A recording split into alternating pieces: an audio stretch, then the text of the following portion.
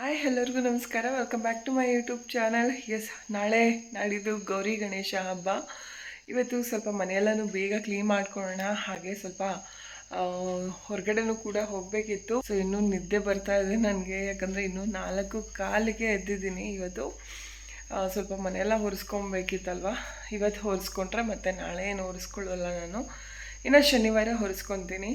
ಅದಕ್ಕೋಸ್ಕರ ಇವತ್ತು ಸ್ವಲ್ಪ ಬೇಗನೆ ಹೊರಗಡೆ ಹೋಗೋದು ಇತ್ತಲ್ವ, ಲೇಟ್ ಆಗಿಬಿಡುತ್ತೆ ಅಂತ ಹೇಳಿಬಿಟ್ಟು ಎಲ್ಲ ಕೆಲಸಗಳನ್ನೂ ಬೇಗ ಬೇಗ ಮಾಡ್ಕೊಳ್ಳೋಣ ಅಂತ ಬೇಗನೆ ಎದ್ದಿದ್ದೀನಿ. ಓಕೆ, ಹೊಸದಾಗಿ ವ್ಲಾಗ್ ನೋಡ್ತಾ ಇರೋದು ದಯವಿಟ್ಟು ಸಬ್ಸ್ಕ್ರೈಬ್ ಮಾಡ್ಕೊಳ್ಳಿ. ಬನ್ನಿ ಇವತ್ತಿನ ಒಂದು ವ್ಲಾಗ್ ಈವ್ನಿಂಗ್ವರೆಗೂ ಅಂದರೆ ನೈಟ್ವರೆಗೂ ಹೇಗೆಲ್ಲ ಪ್ರಿಪ್ರೇಷನ್ ನಡೆಯುತ್ತೆ.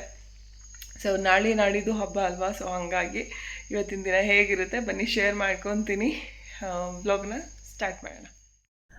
ಇವತ್ತು ಗುರುವಾರ. ಸೊ ಗುರುವಾರ, ಶುಕ್ರವಾರ, ಶನಿವಾರ ಹಬ್ಬದವರೆಗೂ ಕೂಡ ಈ ವ್ಲಾಗ್ ಇರುತ್ತೆ. ಸ್ವಲ್ಪ ಲೆಂತೆ ಆಗಿರುತ್ತೆ ವ್ಲಾಗ್ ಇವತ್ತು, ಯಾಕಂದರೆ 3 ದಿನದ್ದು ಕೂಡ ವ್ಲಾಗ್ ಹಾಕ್ತಾಯಿದ್ದೀನಿ ಅಲ್ವಾ. ಹಾಗಾಗಿ ಯಾಕಂದರೆ ಮಧ್ಯದಲ್ಲಿ ನನಗೆ ಟೈಮೇ ಸಿಗಲಿಲ್ಲ ವಿಡಿಯೋ ಅಪ್ಲೋಡ್ ಮಾಡೋದಕ್ಕೂ ಕೂಡ. ಅಲ್ಲೇ 3 ಡೇಸ್ ಆಗೋಗಿದೆ. ಇವತ್ತು ಅಪ್ಲೋಡ್ ಮಾಡಿಬಿಡೋಣ ಅಂತ ಹೇಳಿ ಫೈನಲ್ಲಿ ವಾಯ್ಸ್ ಓವರ್ ಎಲ್ಲ ಕೊಡ್ತಾಯಿದ್ದೀನಿ. ಗೊತ್ತಿರುತ್ತೆ ಅಲ್ವಾ, ಹಬ್ಬ ಅಂತಿದ್ದಂಗೆ ಎಷ್ಟೆಲ್ಲ ಕೆಲಸಗಳಿರುತ್ತೆ. ಮತ್ತು ಬೆಳಗ್ಗೆಗೆ ಇನ್ನು ಹಬ್ಬ ಕಳೆದು ಬೆಳಗ್ಗೆಗೆ ತೊಡಕಿರುತ್ತೆ. ಸೊ ಅದೆಲ್ಲ ಸ್ವಲ್ಪ ಬ್ಯುಸಿ ಇದೆ, ಹಾಗಾಗಿ ವಿಡಿಯೋನ ಅಪ್ಲೋಡ್ ಮಾಡೋದಕ್ಕಾಗಲಿಲ್ಲ. ಫೈನಲಿ ಇವತ್ತು ಅಪ್ಲೋಡ್ ಮಾಡ್ತಾಯಿದ್ದೀನಿ. ಇವತ್ತು ಗುರುವಾರ. ನಂದು 3-4 ಡೇಸ್ ಆಗಿತ್ತು ಹಲ್ಲು ಏನಂದರೆ ರೂಟ್ ಕೆನಲ್ ಮಾಡಿಸಿದ್ದೆ ಅಲ್ವಾ, ಅದರದ್ದು ಸೈಜ್ ಕೊಟ್ಬಿಟ್ಟು ಬಂದಿದ್ದು. ಹಲ್ಲು ಕ್ಯಾಪ್ ಹಾಕ್ಸೋದಕ್ಕೆ ಅಂತ ಹೇಳಿ ಅದು ಬಂದಿದೆ. ಜಾಸ್ತಿ ದಿನ ಇಡೋ ಹಾಗಿಲ್ಲ, ಬೇಗ ಬನ್ನಿ ಅಂತ ಹೇಳಿ ಆಲೇ ಹೇಳ್ತಾನೆ ಇದ್ದರು. ಬಟ್ ನಮ್ಮ ಯಜಮಾನ್ರಿಗೆ ಸ್ವಲ್ಪ ಕೆಲಸಗಳಿದ್ದಿದ್ದರಿಂದ ಇವತ್ತು ಹೋಗೋಣ ನಾಳೆ ಹೋಗೋಣ ಅಂದ್ಕೊಂಡು ಮುಂದಕ್ಕೆ ಹಾಕ್ತಾನೆ ಇದ್ವಿ. ಇವತ್ತು ಕೂಡ ಫ್ರೀ ಇರಲಿಲ್ಲ.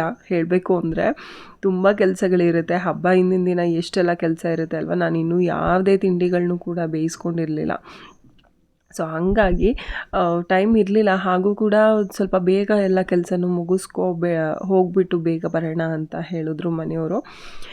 ನಾನೇನು ಅಂದ್ಕೊಂಡೆ 4:15ಗೆಲ್ಲ ಎದ್ಬಿಟ್ಟು ಬೇಗ ಬೇಗ ಮುಗಿಸ್ಕೊಳ್ತೀನಿ ಹಾಗಾದರೆ ಕೆಲಸನ ಅಂತ ಹೇಳಿಬಿಟ್ಟು ಫೈನಲಿ ಬೆಳಗ್ಗೆನೇ ಎದ್ದು ಸ್ವಲ್ಪ ಬೆಳಗ್ಗೆ ಆಗೋದ್ರೊಳಗೆ, ಅಂದರೆ ನಾನು ಹಾಲು ಕರೆಯೋದು 6-6:15ಗೆಲ್ಲ ಹಾಲು ಕರ್ಕೊತೀನಿ. ಅಷ್ಟೊತ್ತಿಗೆ ಮನೆ ಕೆಲಸ ಎಲ್ಲ ಮುಗಿಸ್ಕೊಂಡೆ. ಹಾಗೆ ಚಪಾತಿ ಹಿಟ್ಟನ್ನು ಕೂಡ ಮಿದ್ದಿಟ್ಟಿದೆ ಮಗನಿಗೆ. ಸೊ ಹಾಗೆ ಕೂಟು ಕೂಡ ಮಾಡಿದ್ದೆ.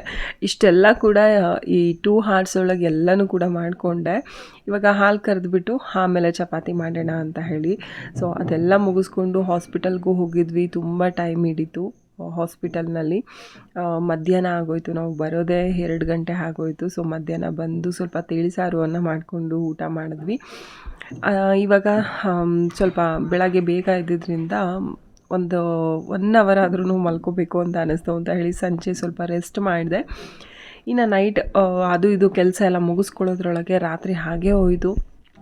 ಫೈನಲಿ ಇವಾಗ ಬೇಗ ಬೇಗ ಹೇಗಿರೋ ತಿಳಿಸಾರಿತ್ತು. ಸೊ ಅದಕ್ಕೆ ಚಕ್ಲಿ ಮಾಡ್ಕೊಂಬಿಡೋಣ ಅಂತ ಹೇಳಿಬಿಟ್ಟು ಚಕ್ಲಿ ಒಂದು ಬೇಯಿಸ್ಕೊಂಡಿದ್ದೀನಿ ಫ್ರೆಂಡ್ಸ್. ಓಕೆ, ಇವಾಗ ಚಕ್ಲಿನ ಬೇಯಿಸಿ ಆಯಿತು. ಇವಾಗ ಬಂದು ಕರ್ಜಿಕಾಯಿಗೆ ಎಲ್ಲನೂ ಕೂಡ ಕಲಸಿ ಇಡ್ತೀನಿ. ಸೊ ಬೆಳಗ್ಗೆಗೆ ಎದ್ದು ಬೇಯಿಸ್ಕೊಳ್ಳೋಣ ಅಂತ ಹೇಳಿ ಚಕ್ಲಿ ಬೇಯಿಸೋದ್ರೊಳಗೆ ಇಷ್ಟೊತ್ತು ಆಗೋಯ್ತು. ಸೊ ಊಟ ಮಾಡಿಬಿಟ್ಟು ಮಲ್ಕೊಂಡು ಇನ್ನು ಬೆಳಗ್ಗೆಗೆ ವ್ಲಾಗ್ನ ಕಂಟಿನ್ಯೂ ಮಾಡ್ತೀನಿ. ಬೆಳಗ್ಗೆಗೆ ನಾನು ಅಂದರೆ ಶುಕ್ರವಾರದ ಬೆಳಗ್ಗೆ ವ್ಲಾಗ್ ಇದು. ಇನ್ನು ಶುಕ್ರವಾರ ಗೌರಮ್ಮ ಬರೋ ದಿವಸ. ಅವತ್ತು ಕೂಡ ಸಂಜೆ ಹಾಗೆ ಸ್ವಲ್ಪ ಕೆಲಸಗಳಿತ್ತು. ಇವಾಗ ತಿಂಡಿ ಎಲ್ಲ ಮಾಡ್ಕೊಂಬಿಡೋಣ. ಹಾಗೆ ಲೇಬರ್ಸ್ಗಳು ಬಂದಿದ್ದರು ಮನೆ ಮುಂದೆ, ಸ್ವಲ್ಪ ಮಣ್ಣನ್ನು ಹೊಡಿಸ್ತಾ ಇದ್ವಿ. ಡ್ರೈವರ್ಗಳು ಬಂದಿದ್ದರು ಒಂದಿಬ್ಬರು. ಸೊ ಅವ್ರಿಗೂ ತಿಂಡಿ ಮಾಡೋದಿತ್ತು. ಮನೆಯವ್ರು ಹೇಳಿದ್ರು, ನೀನು ಇವಾಗ ಕರ್ಜಿಕಾಯಿ ಮಾಡ್ಕೊ, ಸೊ ಆಮೇಲೆ ಉಪ್ಪಿಟ್ಟೇನಾದರೂ ಲೈಟಾಗಿ ಮಾಡಿಕೊಂಡ್ರೆ ಸಾಕಲ್ವ ತಿಂಡಿ ಅಂತ ಹೇಳಿದ್ರು. ಮಗನ ಕೇಳಿದೆ, ಯಾಕಂದರೆ ಮಗನಿಗೆ ರಜಾ ಇತ್ತಲ್ಲ. ಸೊ ಅವನು ಮೇಯ್ನಾಗಿ ತಿಂಡಿ ತಿನ್ನಬೇಕು, ಯಾಕಂದರೆ ಅವನು ಉಪ್ಪಿಟ್ಟಂದರೆ ಅಷ್ಟಕ್ಕಷ್ಟೇ ತಿನ್ನೋದಿಲ್ಲ. ಯಾವುದೇ ಮಕ್ಳುಗಳು ಅಷ್ಟೇ ಉಪ್ಪಿಟ್ಟಂದರೆ ಬೇಜಾರು ಮಾಡ್ಕೊತಾರೆ. ಸೊ ಅವನನ್ನು ಕೇಳಿದೆ, ಓಕೆ ಉಪ್ಪಿಟ್ಟು ತಿಂತೀನಿ ಅಂತ ಹೇಳ್ದ. ಓಕೆ ಸದ್ಯ ಅದು ಬೇಗ ಆಗುತ್ತಲ್ಲ ಅಂತ ಹೇಳಿಬಿಟ್ಟು ಇವಾಗ ಕರ್ಜಿಕಾಯಿಗೆಲ್ಲನೂ ರೆಡಿ ಮಾಡ್ಕೊತಾ ಇದ್ದೀನಿ. ಹಾಯ್ ಫ್ರೆಂಡ್ಸ್, ಸೊ ಇವಾಗ ಕರ್ಜಿಕಾಯಿನ ಮಾಡ್ತಾ ಇದ್ದೀನಿ ಬೆಳಗಿನ ಎದ್ದು. ಸೊ ಮನೆ ಕೆಲಸ ಏನೂ ಮುಗಿಸ್ಕೊಂಡಿಲ್ಲ. ಮೊದಲು ಕರ್ಜಿಕಾಯಿ ಮಾಡಿಟ್ಬಿಟ್ರೆ ಸೊ ಆಮೇಲೆ ಮಿಕ್ಕಿದ ಕೆಲಸಗಳನ್ನ ಮಾಡ್ಕೊಬೋದು ಅಂತ ಹೇಳಿಬಿಟ್ಟು. ಕರ್ಜಿಕಾಯಿ ಮಾಡೋದು ಸ್ವಲ್ಪ ಲೇಟ್ ಆಗುತ್ತೆ ಅಲ್ವಾ, ಅದಕ್ಕೇ ಮೊದಲು ಮಾಡಿಕೊಂಡು ಆಮೇಲೆ ಮನೆಯೆಲ್ಲನೂ ಕ್ಲೀನ್ ಮಾಡ್ಕೊತೀನಿ. ಸೊ ಇನ್ನು ಫ್ರೆಂಡ್ ಕೂಡ ಬರ್ತಿದ್ದಾಳೆ ಅಲ್ಲ, ಅವಳಿಗೂ ಕೂಡ ಒಡೆಗೆ ಕಾಳನ್ನು ನೆನಹಾಕಬೇಕು. ಸೊ ಅವ್ರು ಮಧ್ಯಾಹ್ನ ಊಟಕ್ಕೆ ಇಲ್ಲೇ ಇರ್ತಾರೆ. ಹಾಗಾಗಿ ಮಧ್ಯಾಹ್ನ ಊಟ ಎಲ್ಲ ಪ್ರಿಪೇರ್ ಮಾಡಬೇಕು. 10-10:30 11 ಗಂಟೆ ಹಂಗೆಲ್ಲ ಬರ್ತಾರೆ ಅವರು. ಸೊ ಟೈಮ್ ಇದೆಯಲ್ಲ, ನಾನು ಇವತ್ತು ಸ್ವಲ್ಪ ಬೇಗ ಎದ್ದೇಳಲೇ ಇಲ್ಲ. ನೆನ್ನೆ ಹಂಗೆ ಸ್ವಲ್ಪ ಬೇಗ ಎದ್ದಿದ್ದಿದ್ರೆ ಆಗ್ತಿತ್ತು, ಬಟ್ ನೆನ್ನೆ ತುಂಬಾ ಟಯರ್ಡ್ ಆಗಿತ್ತು ಅಂತ ಹೇಳಿ ಮಲ್ಕೊಂಡ್ಬಿಟ್ಟೆ. ಚೆನ್ನಾಗೇ ನಿದ್ದೆ ಬಂದ್ಬಿಟ್ಟಿದೆ. 5:45ಗೆ ಎದ್ದಿದ್ದು. ಅದು ಮನೆಯವರು ಎದಳಿಸಿದ್ರು, ಹಾಲು ಕರಿಬೇಕು 6 ಗಂಟೆಗೆ ಎದಳು ಅಂತ ಹೇಳಿಬಿಟ್ಟು. ಸೊ ಹಾಲು ಕರೆದು ಸ್ವಲ್ಪ ಕಾಫಿ ಎಲ್ಲ ಕುಡಿದು, ಅಲ್ಲೇ 2-3 ಡೇಸಿಂದ ಕಾಫಿ ಕುಡಿತಾ ಇಲ್ಲ. ತುಂಬ ಅಪರೂಪಕ್ಕೆ ಒಂದೊಂದು ಸರಿ ಕಾಫಿ ಕುಡಿತಾ ಇದ್ದೀನಿ, ಯಾಕಂದರೆ ಹಲ್ಲು ಬೇರೆ ನೋವಿದೆ. ಸೊ ಹಾಗಾಗಿ ಅಡುಗೆ ಮಾಡೋದಕ್ಕೆ ಒಂದಿಬ್ಬರು ಇದ್ರೆ ಚೆನ್ನಾಗಿರುತ್ತೆ, ಮಾತಾಡ್ಕೊಂಡು ಮಾಡ್ಬೋದು. ಯಾಕಂದರೆ ಇದು ಟೈಮ್ ಕೂಡ ಜಾಸ್ತಿ ಹಿಡಿಯುತ್ತೆ. ಇವಾಗ ಎಷ್ಟಾಗುತ್ತೆ ಎಲ್ಲನೂ ಕೂಡ ಬೇಯಿಸ್ಬೇಕು. ಇನ್ನೂ ಕೂಡ ಎಷ್ಟೊಂದಿದೆ ಅಂತ ಅಂದರೆ ಎಲ್ಲ ಅದು ಯಾವಾಗ ಬೇಯಿಸ್ತೀರೋ ಗೊತ್ತಿಲ್ಲ. ಸೊ ನೋಡೋಣ, ಟ್ರೈ ಮಾಡ್ತೀನಿ. ಏನಾದ್ರು ಲೇಟ್ ಆಯಿತು ಅಂತ ಅಂದರೆ ಮೊದಲು ಮನೆ ಕ್ಲೀನ್ ಮಾಡಿಕೊಂಡು ಆಮೇಲೆ ಇನ್ನೊಂದು ಸ್ವಲ್ಪನ ಬೇಯಿಸ್ಕೊಳ್ಳೋಣ ಅಂತ ಅಂದ್ಕೊಂಡಿದ್ದೀನಿ. ಸೊ ಹೇಗಿದ್ರು ಎಲ್ಲನೂ ಕಲಸಿ ಮತ್ತು ಹಿಟ್ಟೆಲ್ಲನೂ ಹಾಕಿ ಇಟ್ಟಿದ್ದೆ ಅಲ್ವಾ. ಸೊ ಹಾಗಾಗಿ ಮಾಡಿಬಿಡೋಣ ಅಂತ ಹೇಳಿಬಿಟ್ಟು ಬೇಗ ಬೇಗ ಮಾಡ್ಕೊತಾ ಇದ್ದೆ. ಶುಕ್ರವಾರ ಅವತ್ತು ಬೆಳಗ್ಗೆ ಕರ್ಜಿಕಾಯಿ ಎಲ್ಲ ಬೇಯಿಸ್ಕೊಂಡು ತಿಂಡಿ ಎಲ್ಲ ಮಾಡಿಕೊಂಡು ಅಡುಗೆನೂ ಪ್ರಿಪೇರ್ ಮಾಡಿಬಿಟ್ಟೆ. ಯಾಕಂದರೆ 11:15ಗೆಲ್ಲ ನನ್ನ ಫ್ರೆಂಡ್ ಬಂದಿದ್ಲು. So childhood friend. ವೀಡಿಯೋ ಮಾಡ್ಕೊಳ್ಳಿಲ್ಲ ಅವಳದು. ಏನಕ್ಕೆ ಅಂತಂದರೆ ಅವಳನ್ನೇನು ಕೇಳಲಿಲ್ಲ ನೀನು ವೀಡಿಯೋ ಮಾಡಲಾ ಬೇಡವಾ ಅಂತ. ಯಾಕಂದರೆ ಒಬ್ಬೊಬ್ಬರು ಮೆಂಟಾಲಿಟಿ ಹೇಗೆ ಅಂತ ನಮಗೆ ಅರ್ಥ ಆಗುತ್ತೆ. ಸೊ ಹಾಗಾಗಿ ಅವಳಿಗೆ ಅದೆಲ್ಲ ಇಂಟ್ರೆಸ್ಟ್ ಇರಲ್ಲ ಅಂತ ಹೇಳಿಬಿಟ್ಟು ನಾನೇ ವೀಡಿಯೋ ಮಾಡ್ಕೊಳ್ಳೋದಕ್ಕೆ ಹೋಗಲಿಲ್ಲ. ಸೊ ತುಂಬ ಮಾತಾಡೋದಿರುತ್ತೆ. ಫೋನಲ್ಲಿ ಎಷ್ಟೇ ಮಾತಾಡಿದ್ರೂ ಕೂಡ ಎದುರಿಗೆ ಸಿಕ್ಕಿದಾಗ ಜೊತೇಲಿದ್ದಾಗ ತುಂಬ ಮಾತುಗಳಿರುತ್ತೆ. ಅದನ್ನೆಲ್ಲ ಮಾತಾಡಿಕೊಂಡು ಹಾಗೆ ಕೆಲಸ ಇರುತ್ತೆ ಅಲ್ವಾ, ಅದನ್ನೆಲ್ಲನೂ ಮುಗಿಸ್ಕೊಂಡೆ ಸದ್ಯ. ಅವರು ಕೂಡ ಸಂಜೆ 3:30-4 ಗಂಟೆಗೆಲ್ಲ ಹೊರಟರು. ಇನ್ನು ಅವ್ರು ಹೋದ್ಮೇಲೆ ಕೆಲವು ಕೆಲಸಗಳಿದ್ವಿ ಮುಗಿಸ್ಕೊಂಡು ಇವಾಗ ಹಬ್ಬದ ದಿನ ವ್ಲಾಗನ್ನ ಸ್ಟಾರ್ಟ್ ಮಾಡ್ಕೊಂಡಿದ್ದೀನಿ. ಇದೇ ರೀತಿ ಸ್ವಲ್ಪ ಸ್ವಲ್ಪ ಹಬ್ಬದ ಟೈಮ್ನಲ್ಲಿ ನಾವು ಟೈಮ್ ಮ್ಯಾನೇಜ್ ಮಾಡೋದಿದೆಯಲ್ಲ, ತುಂಬ ಅಂದ್ರೆ ತುಂಬಾ ಕಷ್ಟ ಆಗುತ್ತೆ. ಸೊ ಎಷ್ಟೇ ಬೇಗ ನಾವು ಕೆಲಸ ಮುಗಿಸ್ಕೋಬೇಕು ಅಂತ ಅಂದ್ರೂ ಕೂಡ ಟೈಮ್ ಅದ್ರ ಪಾಡಿಗೆ ಅದು ಓಡ್ತಾನೆ ಇರುತ್ತೆ. ಸೊ ಎಲ್ಲ ಕೆಲಸ ಮುಗೀತು ಎಷ್ಟಾಯಿತು ಅನ್ನೋದ್ರೊಳಗೆ ಟೈಮ್ ಇಷ್ಟೊಂದು ಥರ ಆಗೋಯ್ತಾ ಅಂತಲೂ ಕೂಡ ಅನಿಸುತ್ತೆ ಅಲ್ವಾ. ಸೊ ನನಗೂ ಕೂಡ ಇನ್ನು ಫ್ರೆಂಡು ಅವಳು ಬಂದು ಗಂಡನ ಮನೆ ಸ್ವಲ್ಪ ದೂರ, ಗಂಡನ ಊರು ಸ್ವಲ್ಪ ದೂರ ಇರೋದ್ರಿಂದ ಅಪರೂಪಕ್ಕೆ ಬರ್ತಾಳೆ. ಹಾಗಾಗಿ 5 ವರ್ಷ ಆಯಿತು ಅವಳು ನಮ್ಮ ಮನೆಗೆ ಬಂದು.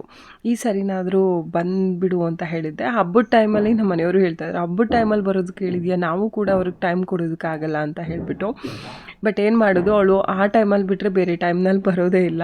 ಸೊ ಅದಕ್ಕೆ ನೆಕ್ಸ್ಟ್ ಹೇಳಿದ್ದೀನಿ, ದಸರಾ ಹಾಲಿಡೇ ಅಥವಾ ಬೇಸಿಗೆ ರಜೆ ಎಲ್ಲ ಬರುತ್ತೆ ಅಲ್ವಾ, ಸೊ ಆ ಟೈಮ್ನಲ್ಲಿ ಬಾರಮ್ಮ ಅಂತ ಹೇಳಿ ಕಳಿಸಿದ್ದೀನಿ.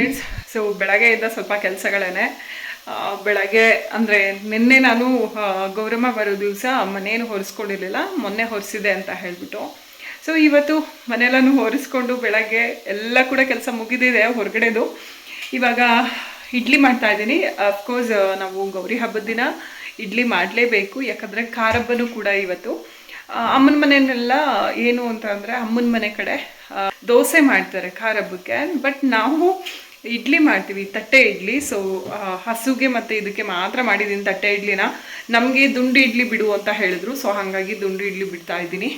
ಅಡುಗೆನೂ ಕೂಡ ಇವಾಗ ಸೊ 2 ಬಾಣಲಿನಲ್ಲೂ ಕೂಡ ಪಲ್ಯಗಳು ರೆಡಿ ಆಗಿದೆ. ಇನ್ನು ಸಾಂಬಾರಿಗೆ ಸ್ವಲ್ಪ ಕಾಯಿನ ಸಾಂಬಾರಿಗೆ ಖಾರನ ಸ್ವಲ್ಪ ರುಬ್ಬಿದೆ. ಇನ್ನೊಂದು ಸ್ವಲ್ಪ ರುಬ್ಬೋದ್ರೊಳಗೆ UPS ಡೆಡ್ ಆಯಿತು. ರಾತ್ರಿ ಎಲ್ಲ ಏನು ಫ್ಯಾನ್ ಹಾಕ್ಕೊಂಡಿರ್ತೀವಿ ಅಲ್ವಾ, ಸೊ ಹಾಗಾಗಿ ಡೆಡ್ ಆಯಿತು. ಇವಾಗ 11 ಗಂಟೆ ಕರೆಂಟ್ ಬರುತ್ತಂತೆ, ಅಷ್ಟರೊಳಗೆ. ಸೊ ಬೆಳಗ್ಗೆ ಎದ್ದಿದ ತಕ್ಷಣ ನಾನು ಒಬ್ಬಟ್ಟಿಗೆ ಕಲಸಿ ಇಟ್ಕೊಂಡಿದ್ದೀನಿ. ಆದರೆ ಜಾಸ್ತಿ ಎಲ್ಲನೂ ಕೂಡ ಬೇಯಿಸೋದಕ್ಕೆ ಹೋಗಲ್ಲ, ಸ್ವಲ್ಪ ಮಾತ್ರ ಬೇಯಿಸ್ಕೊತೀನಿ. ಯಾಕಂದರೆ ಸುಮ್ಮನೆ ವೇಸ್ಟ್ ಆಗುತ್ತೆ. ಆವಾಗವಾಗ ಬೇಕಾದಾಗ ನಾವು ಮಾಡಿಕೊಂಡ್ರೆ ಸರಿ ಹೋಗುತ್ತೆ. ನೆನ್ನೆ ನೈಟೇ ನಾನು ಒಬ್ಬಟ್ಟಿಂದು ಪಾಕ ಎಲ್ಲ ತೆಗೆದು ರುಬ್ಬಿ ಇಟ್ಟಿದ್ದೆ. ಸೊ ಇದನ್ನು ಫ್ರಿಜ್ಜಲ್ಲಿ ಹಾಗೆ ಸ್ಟೋರ್ ಮಾಡಿದ್ದೆ ಅಲ್ವಾ, ಅದಕ್ಕೆ ಇವಾಗ ಆಚೆಗೆ ತೆಗ್ದು ಇಟ್ಟಿದ್ದೀನಿ. ಒಬ್ಬಟ್ಟನ್ನು ಬೇಯಿಸ್ಕೊತಾ ಇರ್ತೀನಿ ತಿಂಡಿ ತಿಂದ್ಬಿಟ್ಟು. ಆಮೇಲೆ ಕರೆಂಟ್ ಬಂದಮೇಲೆ ಸಾಂಬಾರು ಮಾಡ್ಕೊಬೋದು.